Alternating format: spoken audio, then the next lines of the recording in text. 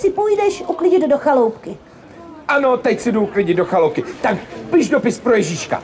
Milý Ježíčku.